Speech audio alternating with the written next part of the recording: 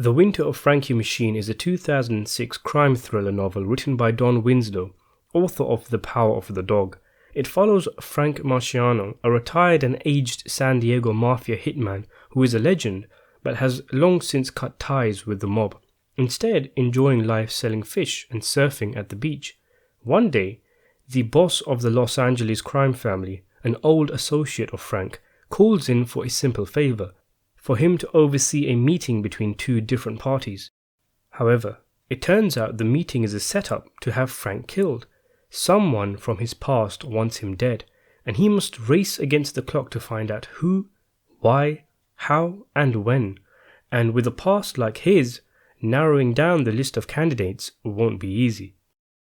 The Winter of Frankie Machine first came to my attention because it was the story that Martin Scorsese and Robert De Niro were going to team up for their big reunion film many years after Casino. Around the time it was released, De Niro bought the rights to it through his Tribeca production company, and he was going to play the main character, Frankie Machine. The story goes that the movie was all set to go, and it was even greenlit and had a script written, but screenwriter Eric Roth gave De Niro a book called I Heard You Paint Houses for research purposes, as there were many similarities between the two novels.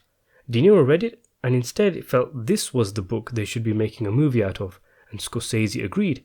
Fast forward about 10 years, and I Heard You Paint Houses was released as The Irishman, the $100 million plus Netflix gangster picture, nominated for 10 Oscars and reuniting Scorsese with not only De Niro, but also Joe Pesci, with whom he also had not worked with since Casino.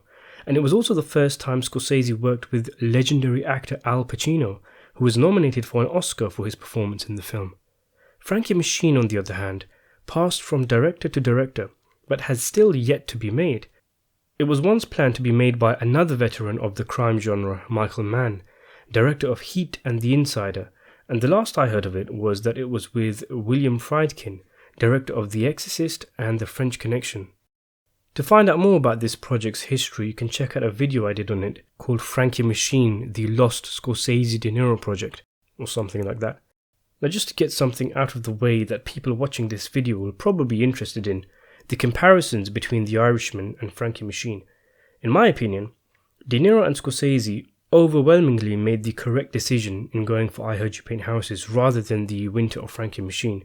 That isn't to say Frankie Machine isn't a project worth going for, or isn't a good book, because it is. It's a terrific book. But I Heard You Paint Houses is just better. For one thing, it's based on a true story, or at least a true-life confession of a former hitman, as opposed to being about a fictional hitman. And it's just a more expansive book. It's an epic that covers decades and has so many interesting characters and subplots. When compared to Frankie Machine, Machine comes off as thin and pulpy, because that's really what it is, a pulpy crime novel about a hitman forced out of retirement for one last job. A tired, cliched concept that works in the book, more so because of how well written it is by Winslow, rather than for the story itself. Many of the same themes are there that Scorsese and De Niro wanted to explore with The Irishman, like looking back, regret, aging, and redemption. But they're far more apparent and in the forefront in I Heard You Paint Houses. The duo can't make this movie now, that's for sure.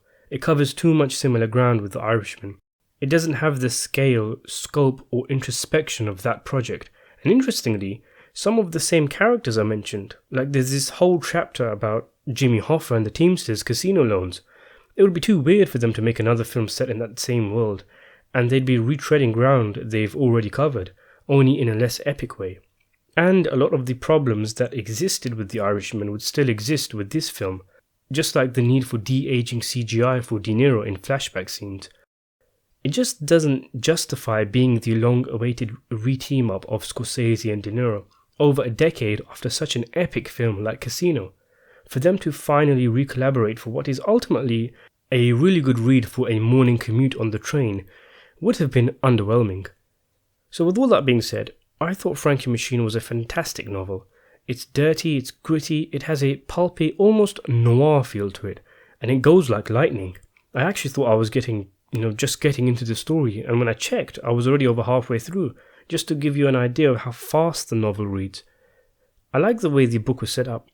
It always keeps you guessing, and the main character of Frank is extremely intelligent, And even while we're reading and he's working things out, he's 3 steps ahead of us and has worked out a little clue or found a little lead, and we clock on what is going on long after he has done so. Throughout the book, Frankie travels to and fro different characters, suspects in his assassination attempt or people he believes can help him, and just before he reaches them, he reminisces about how he met this character he's about to meet again, or some interesting story regarding Frankie and the character from the good old days. And then the book gives a few chapters on what that is. So that's really the structure of the book. The tale of Frankie Machine looking to find out who's trying to kill him, and then several short stories in between that give us context to what is going on. We learn about all the different crime families, for example, and all the major characters from Frank's past. And one of the natural byproducts of these little stories from Frankie's past is building up his reputation as to why he's such a legend, just in time for the book's climax. Gripping is the perfect word for this novel. It's told with such panache and has a terrific protagonist for us to follow. The events in the story themselves are really cool, but the book also divulges into Frank's morals and his distaste for the lack of respect and honour in the mob these days. And he also has to come to terms with who he is and the kind of life he has lived, and growing older and his relationship with his daughter, much like his namesake in The Irishman. It's a great book, and I would like to see this made into a movie one day, with a top-tier older actor in the main role. It doesn't even have to be a gangster flick, to be honest. This is a kind of universal story that can be moulded into something else also, like a western. Thanks for watching.